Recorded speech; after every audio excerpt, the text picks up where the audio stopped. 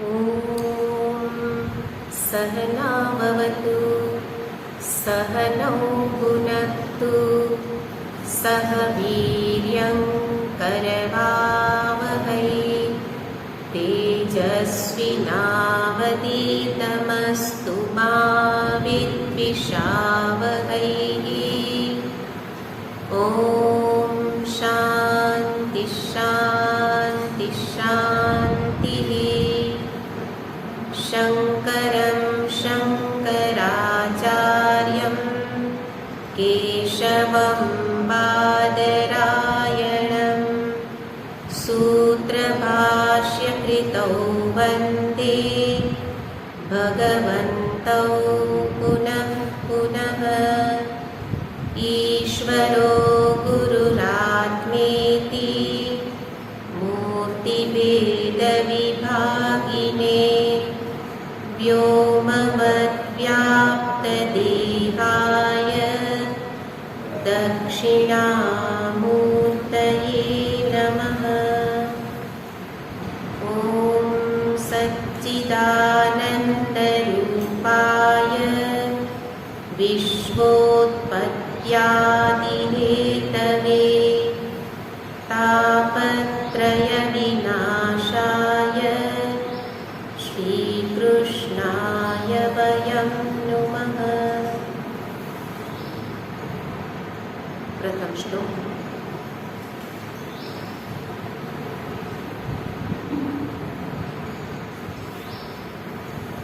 जयति तेऽधिकं जन्मना व्रजः श्रयत इन्दिरा शश्वतद्रवी दयितदृश्यतां दीक्षु तावका स्त्वयि कृतासव स्वां विचिन्तयन्।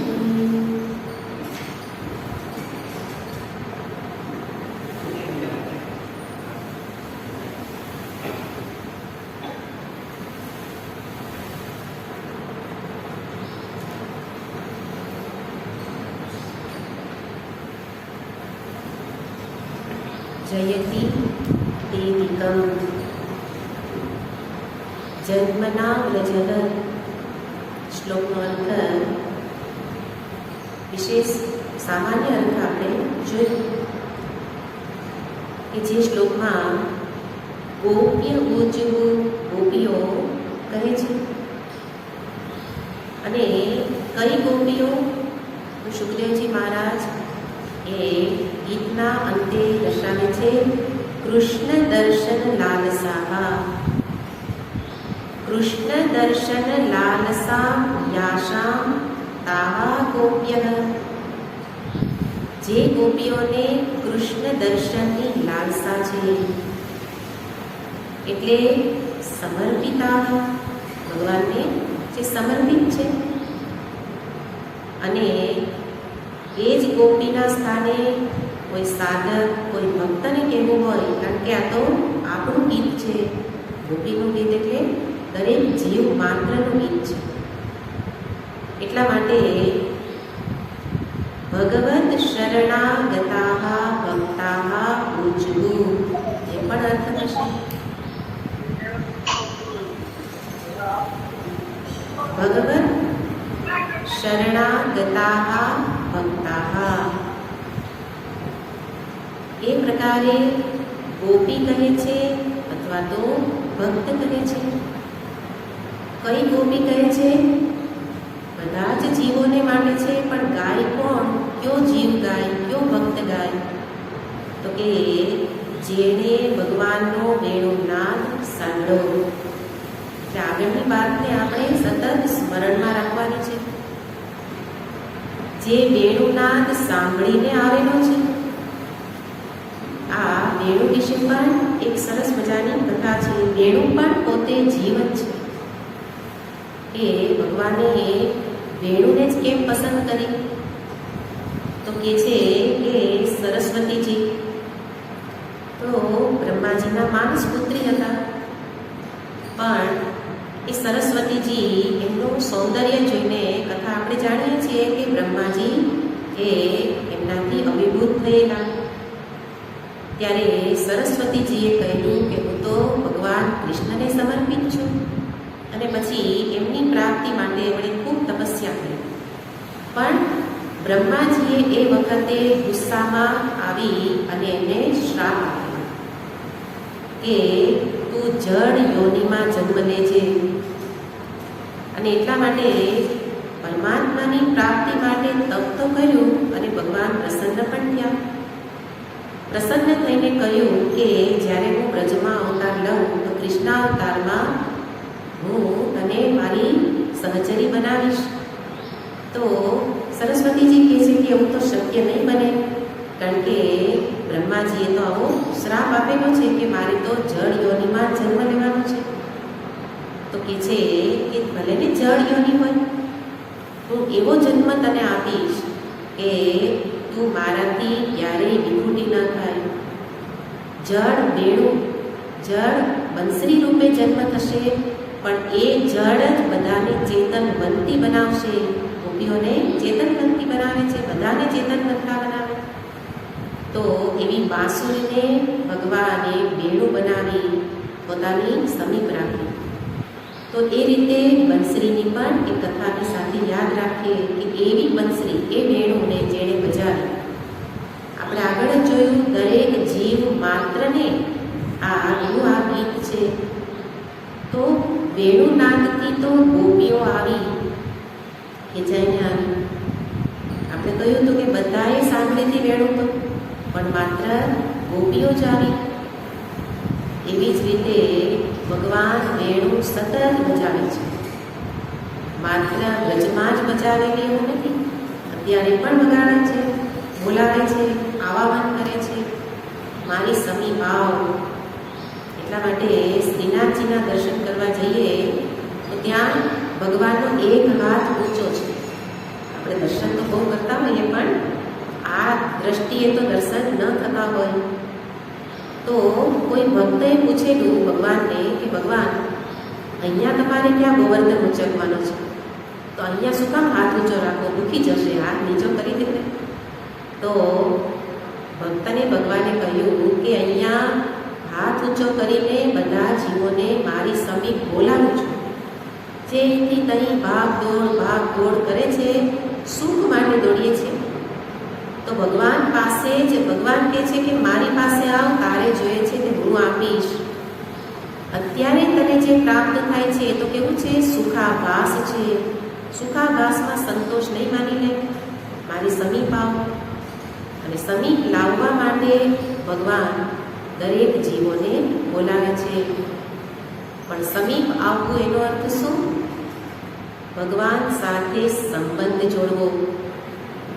એટલે ભગવાન કહે છે સમીપ આવ, એટલે હું તો સર્વત્ર છું, જવાનું તો ક્યાંય નથી, અહીંયા જ છું. પણ સમીપ જવું એનો અર્થ છે સંબંધ જોડવો. તો આપણે તો અનેક સંબંધ જોડેલા જ છે. ભગવાન કહે છે એ સંબંધ તો વ્યાવહારિક છે, પણ આપણે એ સંબંધને કેવા માની લીધા? પારમાર્થિક. એટલા માટે સંબંધ માટે મરી પડતા હોઈએ, સંબંધ માટે સાચો સંબંધ ભૂલી જતા હોઈએ. પણ ભગવાન કહે છે મારી સમીપ આવ, એનો અર્થ તું ઓળખ. તો ભાગવત ગ્રંથ પણ આ જ વસ્તુ બતાવે છે, તું તારી જાતને ઓળખ. પોતાની સમીપ બોલાવું એટલે તું તારી જાતને ઓળખ. તું કયા માર્ગે છે બરાબર જો. તો વ્યાવહારિક સંબંધને પારમાર્થિક માની અને પછી જીવ દુઃખી થાય છે. અને એમાંથી મુક્ત કરવા માટે ભગવાન કહે છે મારી સમીપ આવ.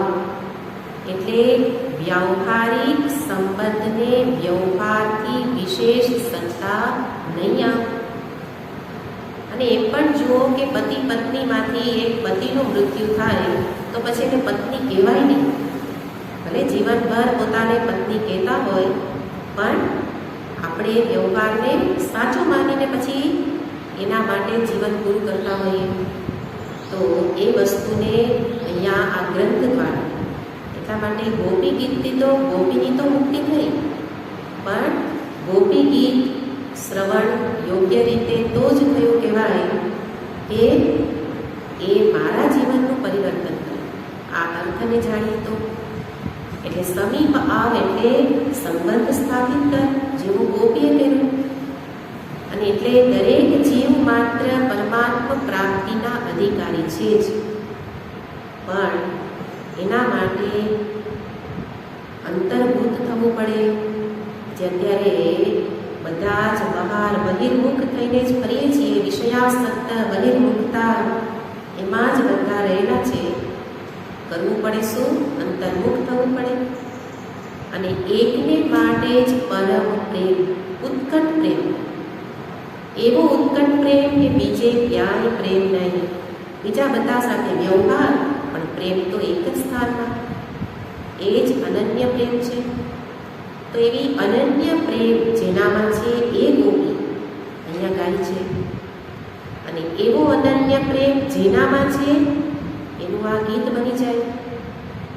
તો એ રીતે પ્રથમ શ્લોકને બરાબર ધારણ, એટલા માટે વાગોળીને એમાંથી ઘણા અર્થ નીકળશે. અને એટલા માટે શ્લોકને આપણે વિસ્તારથી જોવાનો પ્રયત્ન કરીએ છીએ કે ગોપીના જીવનમાં એના માટે શું અર્થ છે, આપણા જીવન માટે શું અર્થ છે. તો પ્રથમ શ્લોક બરાબર સમજીએ તો જ બીજા શ્લોકોમાં પ્રવેશ થઈ શકે. ભલે શ્લોકોની સંગતિ નથી, પણ આગળ ભાવ તો ધીમે ધીમે ઉત્કટ થતું જાય છે. તો પ્રારંભનો ભાવ ન સમજીએ તો આગળના ભાવ નહીં સમજાય. એટલા માટે પહેલાં તો ગોપ્ય ઊંચું ગોપીના અંતરના ભાવને સમજવો પડે કે જે ગોપી એનો અત્યારનો ભાવ શું છે? વિરહ. તો રાસ પંચાધ્યાયીમાં બધા જ ભાવ, 5 ભાવ, અને જીવનમાં પણ બધા જ ભાવ જરૂરી છે. વિરહ વેદના પણ થવી જોઈએ અને મિલનનું સુખ પણ મળવું જોઈએ, નહીં તો જીવન નીરસ બની જાય. એટલા માટે બધા વિરહથી ભાગતા હોય, એટલે બધાને પકડીને આપણે પકડી રાખવાનો પ્રયત્ન કરતા હોઈએ, પણ વિરહ વેદના પણ જરૂરી છે. તો એવી વિરહ વેદનામાં આવીને એમણે ગાયું. એકલું વિરહ વેદનામાં અશ્રુ સારી દીધા હોત તોય ચાલે, પણ જ્યારે અંતરની વેદનાને બહાર પ્રગટ કરી દઈએ ત્યારે અંતર શાંત થઈ જાય. આપણો અનુભવ તો છે જ, હે ને? વ્યવહારમાં પણ જ્યારે ઘરમાં બીજી વ્યક્તિથી તકલીફ હોય તો આપણે ત્રીજી વ્યક્તિને કહેવા જતા જોઈએ છીએ. શેના માટે? મન ઠાલવું. અહીંયા ગોપી મન ઠાલવે છે અને આપણે મન ઠાલવીએ છીએ, એમાં ભેદ છે. ગોપી પોતાનું મન ક્યાં ઠાલવે છે? ભગવાનની સમીપ. જે ભગવાનની તકલીફ હતી એની સમીપ પાછો ગીત દ્વારા મન ઠાલવે છે. અને એ વિરહના પ્રવાહને એના તરફ, જેથી પોતાના અંતરનું કાલુષ્ય ધોવાય છે. એની પાછળનો ભાવ છે. કૃષ્ણમાં પરિવર્તન માટે નહીં, પણ આપણે જ્યારે બીજા માટે, બીજા પાસે વિરહ વેદના ઠાલવીએ ત્યારે આપણો ભાવ શું હોય છે? જેનાથી તકલીફ થઈ એમાં પરિવર્તન થઈ જાય. એટલે આપણા ભાવને બદલવાના, સાથે સાથે બંનેને સમાન રૂપે જોવાના કે ગોપી શું કરે આપણે એ જ કરીએ છીએ. કરવા માટે શિફ્ટિંગ કરવાનું છે, જે કરીએ એ જ. તો ફરિયાદ કરવાની જ છે, વિરહ વેદના ઠાલવવાની જ છે, પણ ગોપીએ ઠાલવી એ ભગવાનની પાસે ઠાલવી. કોઈ મહાત્માની પાસે, કોઈ ભગવાનની પાસે કહેલી વાત, એમાંથી મને પ્રેરણા મળે, માર્ગદર્શન મળે. જ્યારે ત્રીજી વ્યક્તિ જે મારા જેવી જ છે એની પાસે ઠાલવું તો ઉલટાનું હૃદય કલુષિત જ થાય. તો એ રીતે ગોપી પોતાની વિરહ વેદનાને વ્યક્ત કરે છે. આજુબાજુ સર્વત્ર વાતાવરણ ખૂબ સુંદર છે, શોભા છે. પૂર્વે જોયું તો શરદ પૂનમનો ચંદ્ર, સુવાસિત બધા પુષ્પો, યમુનાજીનો રેતીનો કિનારો, બધું સુંદર છે. પણ અંતર એટલું વ્યાકુળ છે કે એના તરફ દ્રષ્ટિ નથી જતી. અને એટલે વિરહમાં આવી અને ગોપી પ્રથમ અક્ષર જે ઉચ્ચારણ કરે છે જ, એ જ અક્ષર છે એને વ્યાકરણમાં કહેવાય છે દગ્ધાક્ષર. દગ્ધ. જકાર છે એ કેવો છે? દગ્ધ અક્ષર છે. એટલે જ્યારે અંતરમાં ખૂબ વેદના થતી હોય ત્યારે એ જકારથી શબ્દનો પ્રારંભ થતો.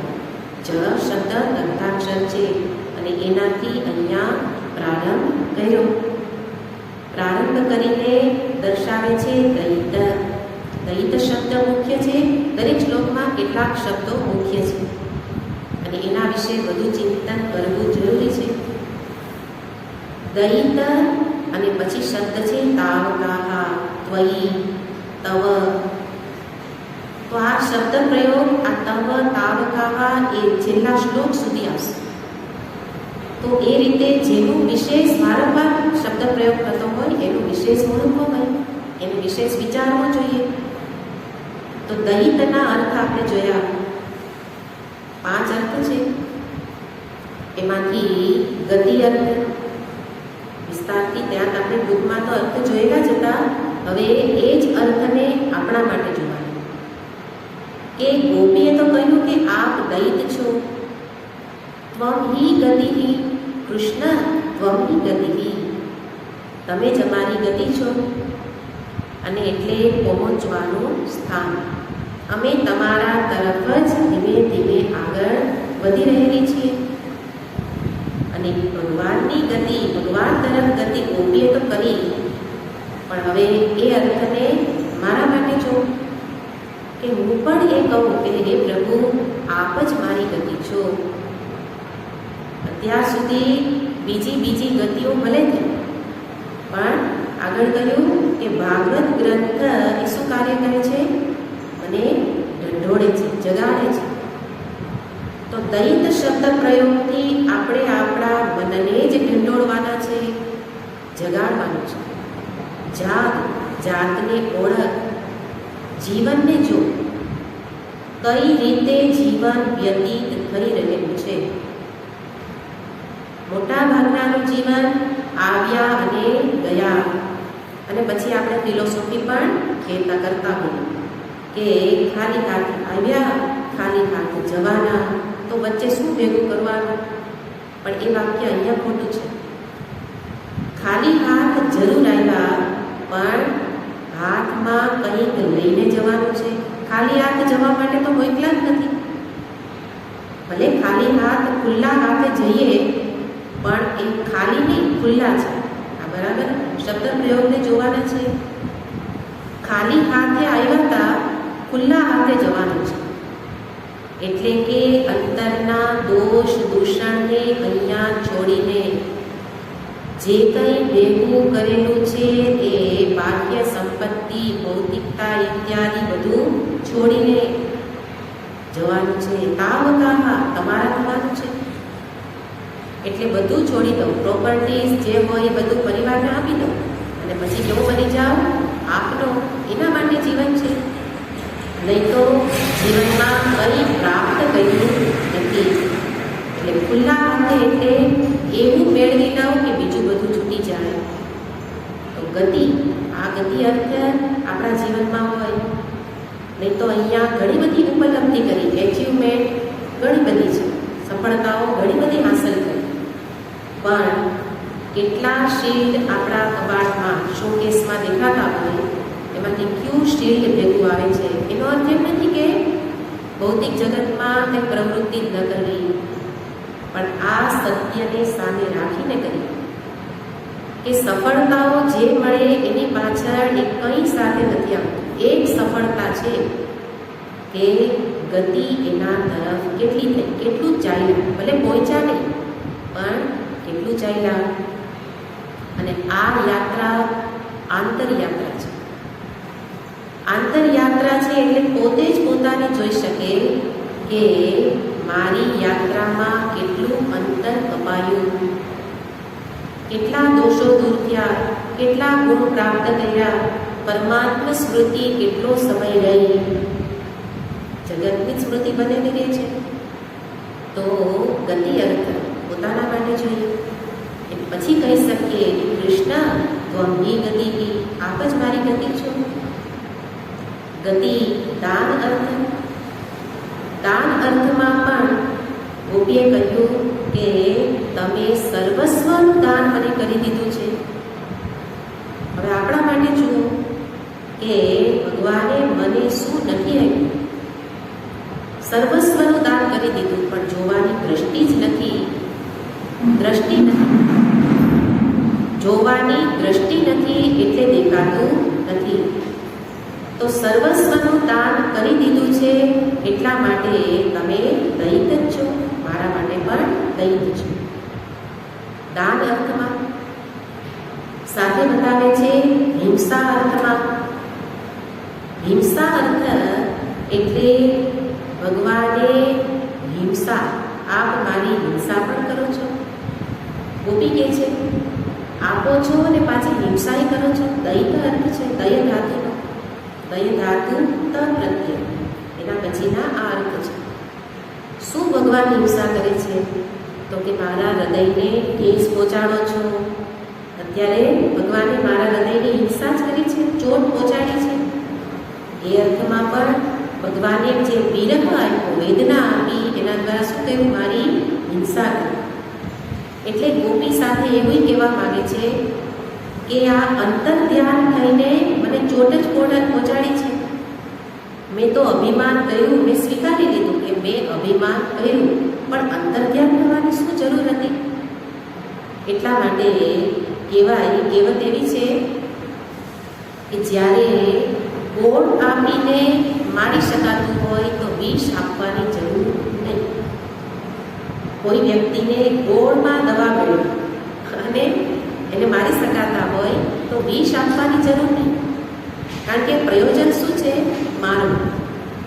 એવી રીતે ગોપી કૃષ્ણને કહે છે કે તમે તમારા નેત્રને થોડા લાલ કરી દીધા હોત, રોષ ભર્યા નેત્રથી મારી સામે જોયું હોત તો પણ હું સમજી જાત કે કંઈક મારો દોષ થયેલો છે.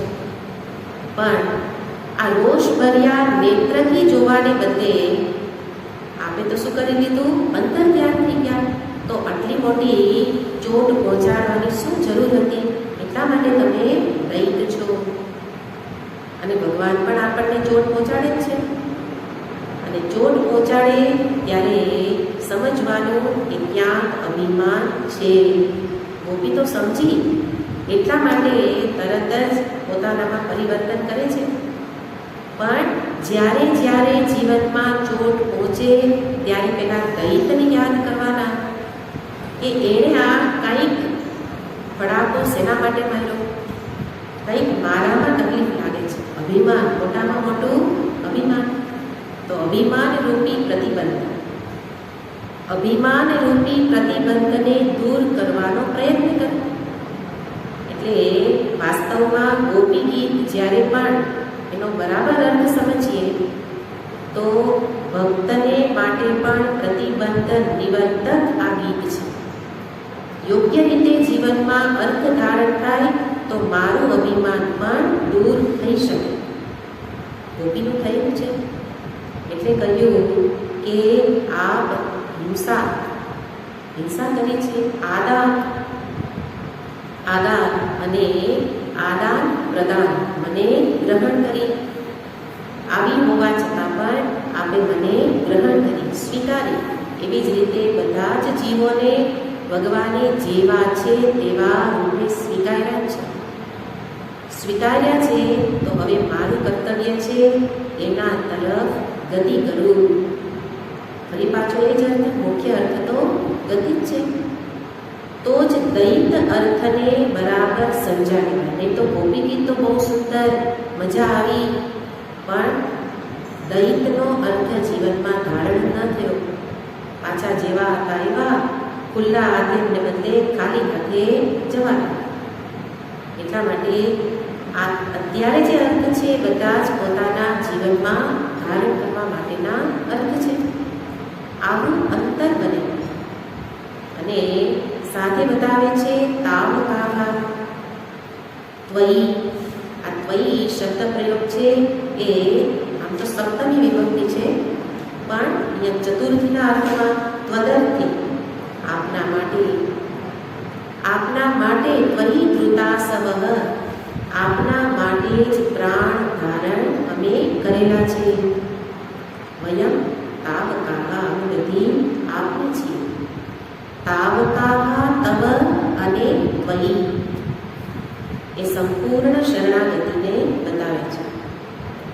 એટલે કે છે કે અહીંયા આ રીતે આપની જ છીએ. હવે જ્યારે તવ શબ્દ એટલે ત્રણેય યુષ્મતના પ્રયોગ છે. યુષ્મત એટલે તું. અને જ્યારે તું કોને કહીએ આપણે? જ્યારે કંઈક સામે હોય, પ્રત્યક્ષ સામે હોય એને આપણે તું કહીએ. આ હું, આ તું અને ત્રીજો પુરુષ તે. અહીંયા તે શબ્દ પ્રયોગ નથી, પણ તું છે. તું છે એટલે ભગવાન અત્યારે સામે નથી, પણ ગોપીને શું અનુભવ છે? જાણે કે આપ મારી સમક્ષ જ છો, મારી સમક્ષ જ છો એવો અનુભવ છે.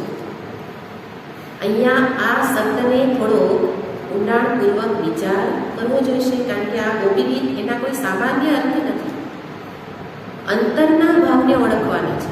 એટલા માટે એનો આપણે ખોલીને અર્થ જોવો પડે. જ્યારે યુષ્મત શબ્દ પ્રયોગ, તમે શબ્દને પકડો તો પણ એના અર્થને આધીન એ સમાન અર્થ નીકળવો જોઈએ. યુષ્મદ હોય ત્યારે સામે હોવો જોઈએ. અહીંયા તો ભગવાન સામે નથી, છતાંય ગોપી સંપૂર્ણ ગીતમાં યુષ્મદનો પ્રયોગ કેમ કરે છે? કારણ જેનો અનુભવ થાય એ પણ જાણીને, સામે નથી છતાં પણ કેવું લાગે? જાણે કે સામે જ છે, જાણે કે સામે છે. એટલા માટે અહીંયા યુષ્મદનો પ્રયોગ કરીને એવું કહેવું છે કે અમને તમારી હાજરીનો અનુભવ થાય છે. તમે છો એ અમે જાણી શકીએ છીએ, ભલે સદૈવે દેખાતા નથી, પણ તમારી હાજરીનો સતત અનુભવ થાય છે. નિરંતર આપની જ સ્મૃતિ બનેલી રહે છે. સ્મૃતિ ક્યારે થાય? સ્મૃતિ માટે બે વસ્તુ જરૂરી છે. સ્મૃતિ આપણે કહીએ ને, ભગવાનનું સ્મરણ બનાવી રાખો. તો સ્મરણ બનાવવા માટે, સ્મૃતિ બનાવવા માટે બે વસ્તુ જોઈએ. એક, જેની સ્મૃતિ કરવી છે એનો અનુભવ થયેલો હોવો જોઈએ. જેનો અનુભવ ના હોય એ યાદ ન હોય. જોયેલું નથી પણ અનુભવ તો હોય. અનુભવ ન હોય તો સ્મૃતિ ન થાય. અને સાથે એ વસ્તુ પરોક્ષ હોવી જોઈએ. જેનો અનુભવ હોય અને જે પરોક્ષ હોય એની જ સ્મૃતિ થાય. અહીંયા યુષ્મદ કેમ વાપર્યો એનો આપણે વિચાર કરવાનો. ભગવાન સામે નથી છતાં પણ તમે અહીંયા છો એવું કહે છે. એનું કારણ એટલું જ કે ગોપીને સ્મૃતિમાં ભગવાન સતત રહેલા છે. ગોપીની સ્મૃતિ એક ક્ષણ પૂરતી પણ વિસ્મૃતિ નથી. ભગવાનની વિસ્મૃતિ નથી થતી. અને સ્મૃતિમાં બે વસ્તુ હોય, અનુભવ હોય અને વસ્તુ પરોક્ષ હોય. તો અનુભવ ભગવાનનો છે, કોને નથી? હવે આપણે પોતાના માટે જોવાનું.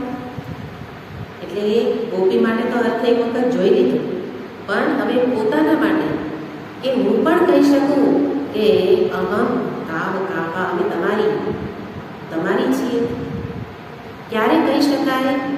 સ્મૃતિ થાય ત્યારે. સ્મૃતિ કોને થાય? જેને અનુભવ હોય એને. અનુભવ કોને નથી? ભગવાનનો અનુભવ કોને નથી?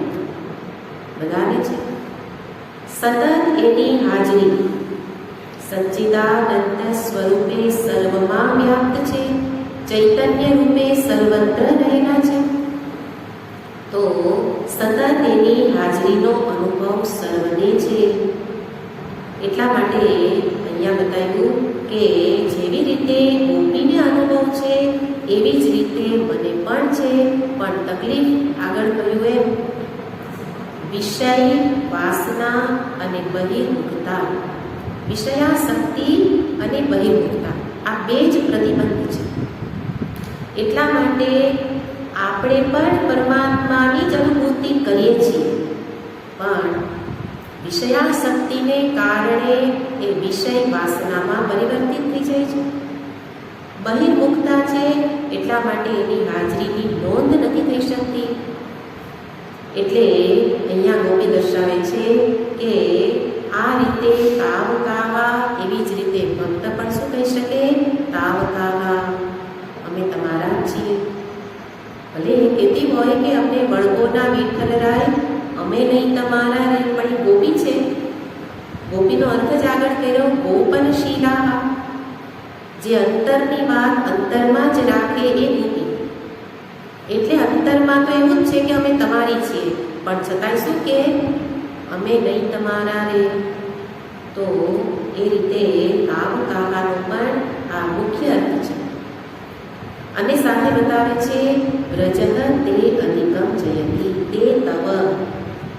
તવ, તવનો અર્થ પણ એટલો જ સુંદર છે. તવ એટલે આપને કારણે, આપનું. આપનું શું છે? વ્રજ. આપનું વ્રજ છે એટલા માટે વ્રજની જય થાય છે. વ્રજ શ્રેષ્ઠ છે અને વ્રજ જ શ્રેષ્ઠ હોઈ શકે એવું નહીં. આની સાથે અર્થ લેવાનો, જે કંઈ પણ આપનું હોય એનો જયકાર થાય જ. આપનું હોય એનું. આપનું એટલે ષષ્ઠી વિભક્તિ. ષષ્ઠી વિભક્તિ સંબંધ દર્શાવે. આગળ જોયું, સંબંધ ભગવાન સાથે થઈ જાય, એના મુખ ઉપર ચમક આવી જ જાય. મુખની તેજસ્વીતા કોના કારણે હોય? પોતાનું કંઈ મહાત્મ્ય નથી. સંબંધ એટલે માટે ભક્તો, સંતો અને જે કોઈ ભગવત સાથ સંબંધી હોય એ તેજસ્વી હોય. તેજસ્વીતા શેના કારણે? કેવટનું દ્રષ્ટાંત છે કે અયોધ્યાવાસીઓ કેવટને કહે છે કે આપ તો સૌભાગ્યશાળી છો અને આપની સાથે ભગવાન રહ્યા, આપને સેવાનો અવસર આવ્યો, આપ સૌભાગ્યશાળી છો. તો ત્યાં ચોપાઈમાં બહુ સુંદર કહે છે કે ભયઉ ભૂષણ ભૂષણ તબહિતે, ભયઉ ભુવન ભૂષણ તબહિતે. સમગ્ર સૃષ્ટિ એનું ઘરેણું બની શકાય. ક્યારે બની શકાય? જ્યારે ભગવાન સાથે સંબંધ જોડાય. તો ભગવાને મને અપનાવ્યો, મારું કંઈ સૌભાગ્ય નથી. જેમ કે અહીંયા ગોપીએ કહ્યું ને કે અમારું સૌભાગ્ય છે કે અમને કૃષ્ણએ અપનાવ્યા. એ શું હતું? અભિમાન. એટલે ભગવાન જતા હતા. પણ એ કેવળ કહે છે કે મારું સૌભાગ્ય નથી, પણ જેને ભગવાન અપનાવે એ ઘરેણા સ્થાનીય બની જાય, સૃષ્ટિમાં ઘરેણા રૂપે બની જાય, એટલે કે એનું મહાત્મ્ય વધી જાય. તો અહીંયા મારું પેલો એવું કહેવત હતો અને અત્યારે છું, પણ અત્યારે લોકો મારી પાસે આવવા નહીં. કેમ આવે છે? રામજીએ મને અપનાવ્યું. એવી જ રીતે જ્યારે ભગવાન અપનાવે ત્યારે એ શ્રેષ્ઠ બની જાય. અને ભગવાન કોને અપનાવે? જેની ગતિ ભગવાન તરફ છે. આગળનો અર્થ સાથે જ છે. જેની ગતિ ભગવાન તરફ છે એને ભગવાન અપનાવે, અને અપનાવે ત્યારે એ શ્રેષ્ઠ બની જાય. મહાત્માનો અર્થ શું છે? મહાત્મા એ તો સામાન્ય વ્યક્તિ જ છે, પણ જે વ્યક્તિને ભગવાને અપનાવી તો એ મહાત્મા. મહાન સાથે જેનો સંબંધ બની ગયો એ મહાત્મા. તો એ અંતરની સ્થિતિ છે. બહાર મહાત્મા કોઈ પણ વેશ રૂપે હોય કે ન પણ હોય, પણ અંતર જેનું મહાન. અને અંતર મહાન કેવી રીતે બને? ભગવાન સાથે જોડાય ત્યારે. એટલા માટે જ્યાં ચિત્રકૂટમાં ભગવાને ચરણ સ્થાપિત કર્યા તો ચિત્રકૂટનો મહિમા વધી ગયો, પંચવટીનો મહિમા વધી ગયો, અયોધ્યાનો મહિમા વધી ગયો. એવી રીતે ગોકુળ વૃંદાવનનો પણ મહિમા વધી ગયો. એટલે કે છે આપના જન્મથી અધિકમ જયતિ, આપના જન્મથી બ્રજનો વિજય થયો, બ્રજ શ્રેષ્ઠ બની. અને સાથે અધિકમનો અર્થ આપણે જોયો વૈકુંઠથી અધિક, કોઈકથી અધિક છે. અહીંયા બંનેનો ભેદ જોઈએ કે વૈકુંઠ કરતા બ્રજ કઈ રીતે જડિયાતું છે. અહીંયા ગોપી એવું કેમ કહે છે કે બ્રજ અધિક જય છે, બ્રજ અધિક શ્રેષ્ઠ છે. વૈકુંઠ શબ્દ પ્રયોગ છે એમાં વિકુંઠા, કુંઠા બુદ્ધિ, વિકુંઠા વિગત કુંઠા એટલે જેની બુદ્ધિમાંથી અશુદ્ધિ જતી રહેલી છે એવી શુદ્ધ બુદ્ધિ, એને કહેવાય વિકુંઠા. અને એના ઉપરથી શબ્દ છે વૈકુંઠ, તદ્ધિત બનાવી દીધું વૈકુંઠ. તો વૈકુંઠ એટલે જેમાં શુદ્ધ ભૂમિ, સાત્વિક ભૂમિ છે. આપણા માટે લેવું હોય તો જેની શુદ્ધ બુદ્ધિ છે એ જ વૈકુંઠ. જે વૈકુંઠમાં આનંદ આવે એ જ શુદ્ધ બુદ્ધિવાળાને આવી શકે. કારણ વૈકુંઠ હોય એમાં જ પરમાત્મા પ્રગટ થાય, અભિવ્યક્ત થાય. સર્વત્ર છે પણ અભિવ્યક્ત ક્યાં થાય? જે વિકુંઠા વૈકુંઠ છે, શુદ્ધ બુદ્ધિ છે, દૃશ્યતે વગ્રયા બુદ્ધ્યા સૂક્ષ્મયા સૂક્ષ્મદર્શિની, જેની સૂક્ષ્મ બુદ્ધિ છે, શુદ્ધ બુદ્ધિ છે, એમાં જ પરમાત્મા અભિવ્યક્ત થાય, એ જ પરમાત્માને સમજી શકે. તો વૈકુંઠ સ્થૂળ રીતે અર્થ કરીએ તો પણ સાત્વિક ભૂમિ છે, શુદ્ધ ભૂમિ છે, અને ત્યાં પરમાત્મા વાસ કરે છે, નારાયણ વાસ કરે છે. પણ ત્યાં નારાયણ વાસ કરે છે અને બ્રજમાં વાસ કરે છે, એમાં ભેદ રહેલો છે. એટલા માટે વૈકુંઠ કરતા બ્રજ શ્રેષ્ઠ છે. બંને સ્થાનમાં એકમાં નારાયણ રૂપે, એકમાં કૃષ્ણ રૂપે વાસ તો ભગવાન જ કરે છે, છતાંય બંનેનો ભેદ દર્શાવે. એનું કારણ છે કે વૈકુંઠમાં ભગવાન શેષ શૈયા પર બિરાજે છે, આંખો બંધ છે અને એ સમુદ્રમાં શેષ શૈયા એમાં સૂતા છે. એટલે ભગવાન ત્યાં નિષ્ક્રિય છે, કંઈ કરતા નથી, કંઈ કરતા નથી. બંનેનો તફાવત જોઈએ તો સમજાય કે બ્રજ કઈ રીતે શ્રેષ્ઠ છે. તો ત્યાં ભગવાન સૂતા છે, ભગવાનના ચરણ પાસે એકનો જ અધિકાર છે, લક્ષ્મીજીનો. બીજાને તો કે બ્રહ્માજી પધારે તો પણ એવું વર્ણન છે કે બ્રહ્માજીના 4 મુખ ને 4 એમના ઉગટ, એનાથી પ્રણામ કરે. પણ ત્યાં સુધી જ્યાં ભૂમિ છે, સમુદ્ર સુધી તો જવાય નહીં, લક્ષ્મીજી એક જ ત્યાં જઈ શકે. બ્રહ્માજી પણ ભૂમિ પરથી દૂરથી નમસ્કાર કરે.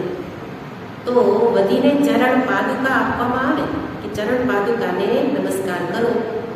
ચરણ સ્પર્શ ન થાય એટલે ચરણ રજ પ્રાપ્ત ન થાય. એટલા માટે બ્રજ શ્રેષ્ઠ છે, કારણ કે બ્રજની રજ લેવા લક્ષ્મીજી પધાર્યા. ગયા વખતે જોયું રજનું મહાત્મ્ય છે. એટલા માટે તો બ્રજમાં બ્રજની રજ પ્રસાદી રૂપે લાવવામાં આવે. કારણ વૈકુંઠમાં રજ નથી, રજ ચરણ રજ પ્રાપ્ત થતી નથી. સાથે વૈકુંઠમાં ભગવાન રાજાધિરાજ છે, જ્યારે બ્રજમાં તો બાળક છે.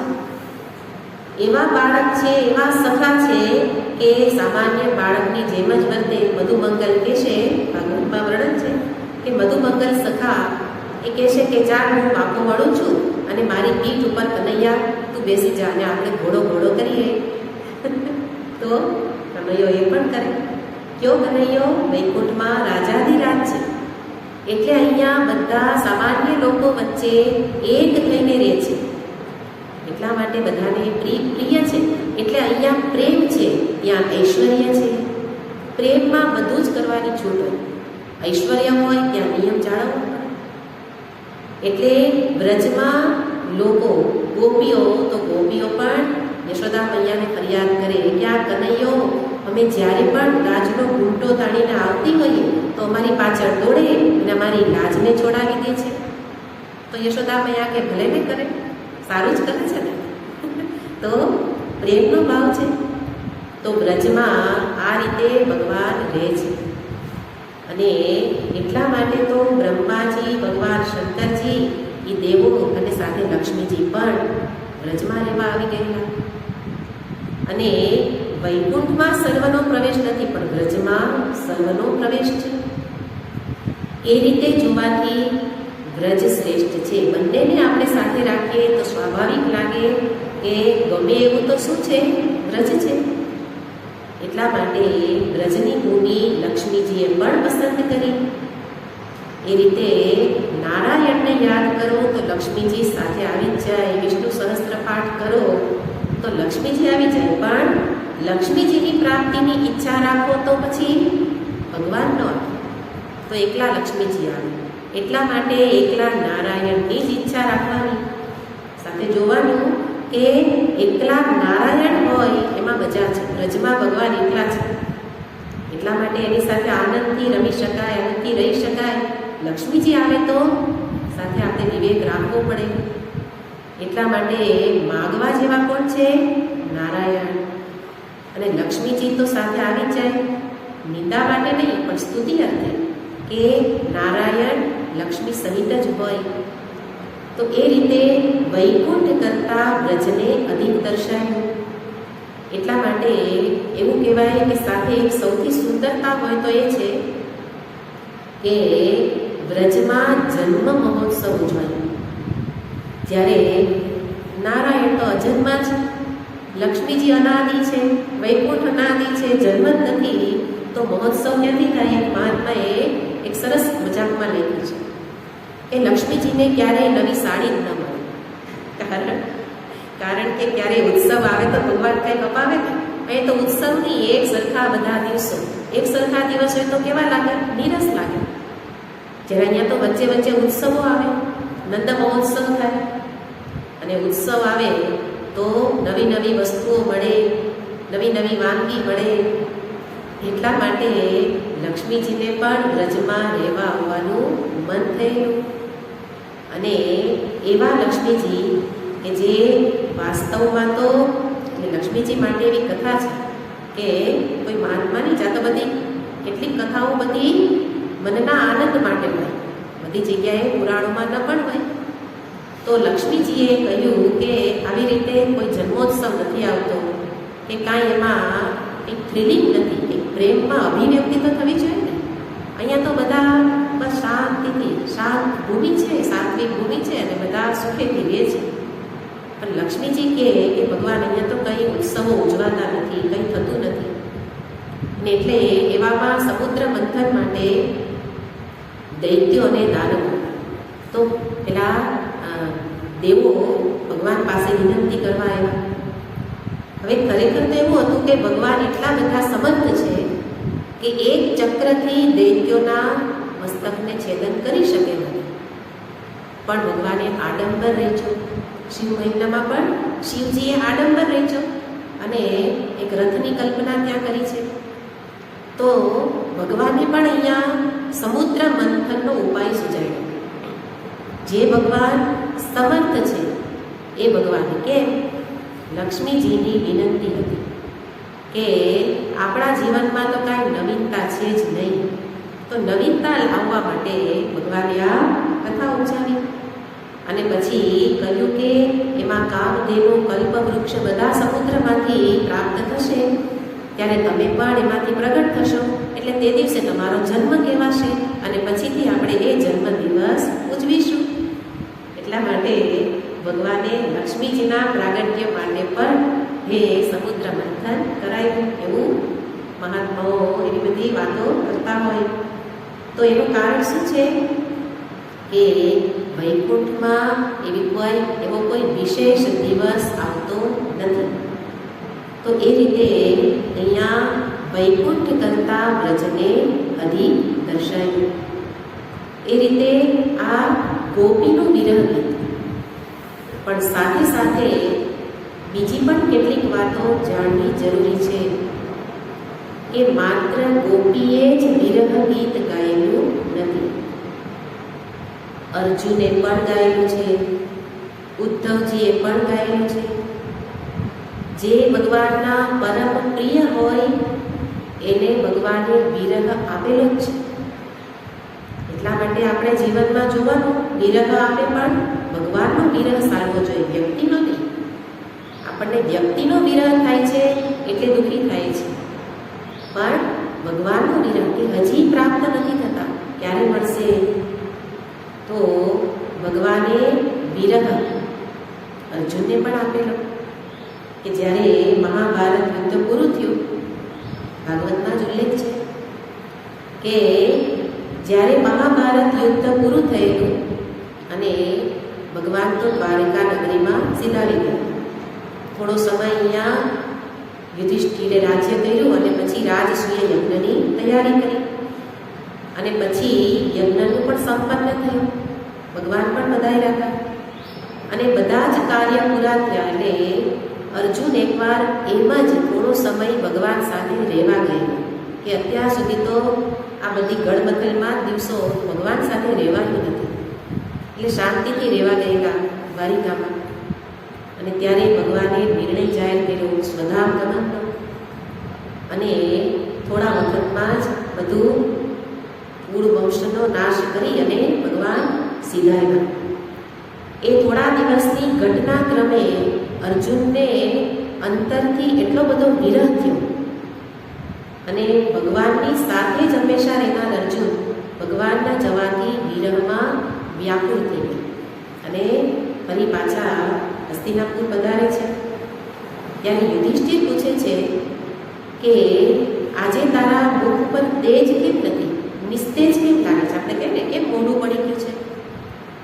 કે છે કે ક્ષત્રિયનું તેજ તો ત્યારે જ જાય કે જ્યારે કોઈક અપરાધ થયો હોય, કોઈક પાપ થયો હોય અને તે એને અપરાધ ગણાવ્યો. યુધિષ્ઠિર તો ધર્મજ્ઞ છે એટલા માટે એમણે બધા અપરાધ ગણાવ્યા કે આટલા અપરાધ થયેલા હોય એ પાપ છે. પણ પછી પોતે જ કહે છે કે તારાથી તો એમાંથી કોઈ અપરાધ થાય એવું નથી. તો કહે છે કે શું થયું મને કે? તો અર્જુન યુધિષ્ઠિરના ચરણમાં નમસ્કાર કરવા માથું ઝુકાવી અને ધ્રુસકે રડી પડ્યા અને એક વાક્ય કહે છે વંચિતોહમ કૃષ્ણ. હું કૃષ્ણથી વંચિત થઈ ગયો. કયો કૃષ્ણ? કે જે બંધુરૂપ્ય, જે અત્યાર સુધી આપણી સાથે ભાઈ થઈને રહેલો એ અર્જુન, એ કૃષ્ણ આપણને છોડીને જતા રહ્યા. અને એટલો બધો વિરહ થયો, એટલા રેડા કે જેમ ગોપીના વિરહમાં ધીરે ધીરે એમનામાં રહેલો પ્રતિબંધ એ વહી ગયો. તો એ અશ્રુ, એ વિરહ દશાને કારણે જ અંતરનો કાલુષ્ય દૂર થઈ જાય. એવી જ રીતે અર્જુનના અંતરમાં પણ જે કંઈ પ્રતિબંધો હતા, કાલુષ્ય હતું, એ બધું આ વિરહ અશ્રુમાં વહી ગયું. અને થોડી વારના એ વિરહ બાદ એકદમ જ અર્જુન સજાગ થઈ ગયા અને એના મનમાં ભગવદ્ ગીતાનો ઉપદેશ પ્રગટ થયો. કયો ઉપદેશ? જે મહાભારત યુદ્ધ કાળે સાંભળેલો.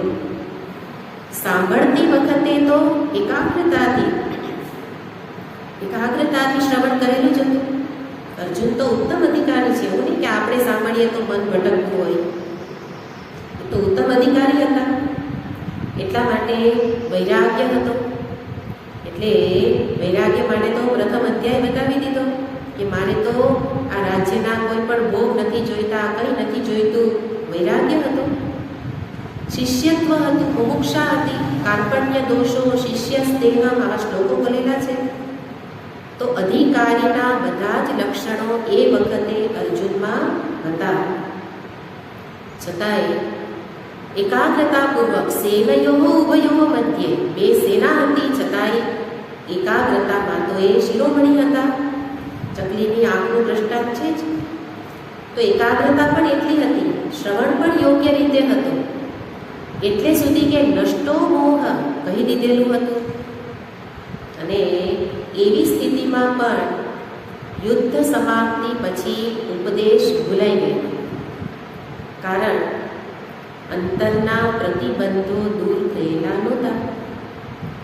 અને એટલા માટે જે આસક્તિ ઇત્યાદિ પ્રતિબંધ એ બધા જ કૃષ્ણના વિરહ અશ્રુમાં ભગવાનની કૃપાથી, કારણ કે ભગવાન માટે રેડો છે, ભગવાન માટે વિરહ અશ્રુ વહાવવાથી અંતર શુદ્ધ બને. અને અંતર શુદ્ધ બનવાથી ભાગવતજીમાં જ નિરૂપણ છે કે ભગવદ્ ગીતાનો ઉપદેશ અંતરમાં પ્રગટ થયો. અને એ પ્રગટ થયેલો ઉપદેશ ત્યારે અર્જુન એકદમ સ્વસ્થ થઈ અને એને યાદ આવે છે, વાસ્તવમાં હું કોણ છું, બીજા અધ્યાયનો ઉપદેશ છે. અને અત્યારે એ ઉપદેશ જીવનમાં એ પ્રગટ થવાથી એ ધારણ થયો. અને ત્યારે પોતાને સાચા સ્વરૂપે જાણ્યો કે અર્જુન રૂપી આ દેહ રૂપે હું નથી. અને એટલા માટે અર્જુનમાં એ વિરહ અગ્નિએ આ કાર્ય કર્યું. અને ત્યારે કહેવાય છે કે એના જીવત્વનો ભંગ થયો, સૂક્ષ્મ શરીર ભંગ. મુક્તિ માટેનો ઉપાય છે આ જ મુક્તિ છે કે સ્થૂળ દેહ તો હતા, પછીથી તો એ હિમાલય ગમન કર્યું હોય ને પછી દેહ છોડ્યો હોય, સ્થૂળ શરીર હોવા છતાં પણ મુક્તિ તો પ્રાપ્ત થાય, જીવન મુક્તિ. પણ એના માટે જરૂરી શું છે? સૂક્ષ્મ શરીરમાં રહેલા અજ્ઞાનનો નાશ થયો. તો સૂક્ષ્મ શરીર ભંગ થયું એટલે સૂક્ષ્મ શરીર એટલે જે મન બુદ્ધિ ઇત્યાદિ, અને એનો ભંગ એટલે શું? જીવત્વનો ભંગ. હું જીવ છું, હું અર્જુન છું, હું અમુકનો પુત્ર છું, હું ક્ષત્રિય છું, એ બધી જે આપણે જે અનેક પહેરવેશ એટલા વસ્ત્ર ઓઢી લીધા છે, એ બધામાંથી અર્જુનનું મન એ બહાર નીકળી મનમાં સત્યનું દર્શન થયું, સત્યને જાણ્યું કે ખરેખર હું કોણ છું. તો પોતાના વાસ્તવિક સ્વરૂપને જાણવાથી અર્જુનની મુક્તિ થઈ, પ્રાપ્ત થઈ. તો એક શિષ્ય અર્જુન, એના જીવનમાં પણ ભગવાને વિરહ આપેલો હતો. અને એમને જે એના પછી આખો ઘટનાક્રમ ગણાયેલો એ જ એમનું વિરહ ગીત છે. કોઈ જગ્યાએ ગદ્યમાં હોય, કોઈ જગ્યાએ પદ્યમાં હોય. ત્યાં અહીંયા પદ્યમાં છે, ગાયેલું છે, પદ છે. કોઈ જગ્યાએ ગદ્ય બોલેલા હોય. તો એવો જ વિરહ ઉદ્ધવજીના જીવનમાં પણ આવ્યો કે ભગવાન સ્વધામ ગમન કરી ગયા ત્યારે ઉદ્ધવજી એ જાણ્યું. ત્યારથી એકાદશ સ્કંદમાં આપણે એ જોયેલું છે કે ઉદ્ધવજીએ ખૂબ વિનંતી કરેલી, મને સાથે લઈ જાઓ, આપના વિના હું રહી નહીં શકું. અને ભગવાન હતા ત્યારે જ એટલો વિરહ હતો.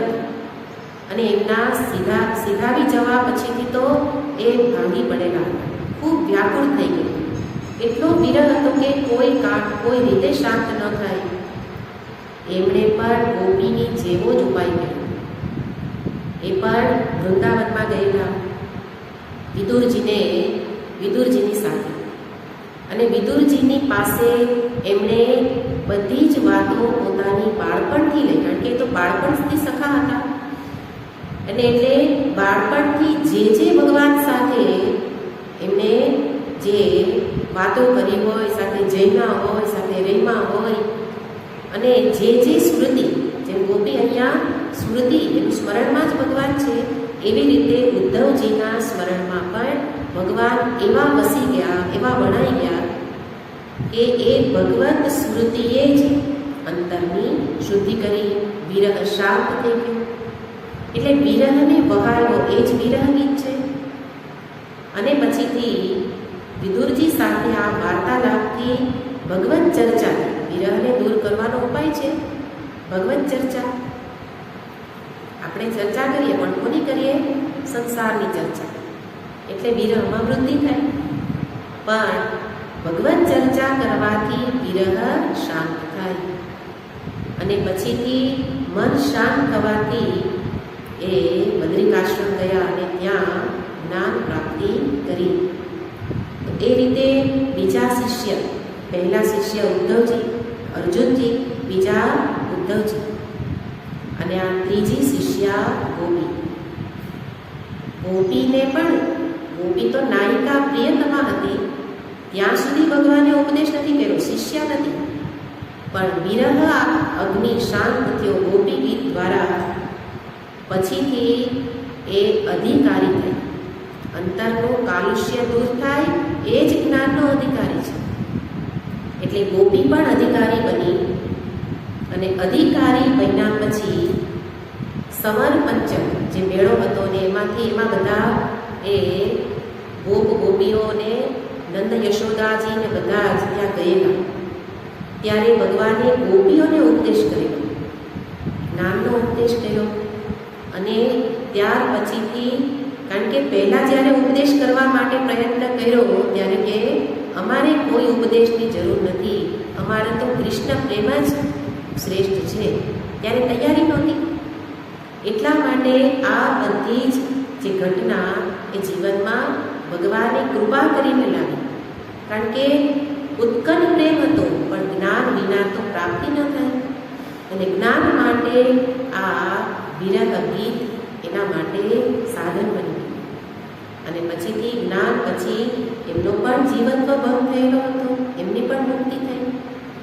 તો એ રીતે જોઈએ તો બધા જ ભક્તો, ભગવાનના તો 3 જ ભક્ત હતા, પણ 3 ભક્તની મુક્તિ થઈ. ભક્તો તો અનેક છે, પણ મુક્તિ કહેવામાં આવે છે આ 3ની થઈ. કારણ કે વચ્ચે સાધનનો જે ઉપયોગ થવો જોઈએ એ બધાએ કરેલો ન પણ હોય. પણ આ જ સાધન છે ગોપી ગીત, એ શું કરે છે? વિરહ અગ્નિને શાંત કરે. એવી જ રીતે હું પણ એ જ સાધન અપનાવું ત્યારે મારા જીવનમાં પણ ભગવાનનો વિરહ, એટલે પહેલાં કહ્યું વ્યાકુળતા આવવી જોઈએ.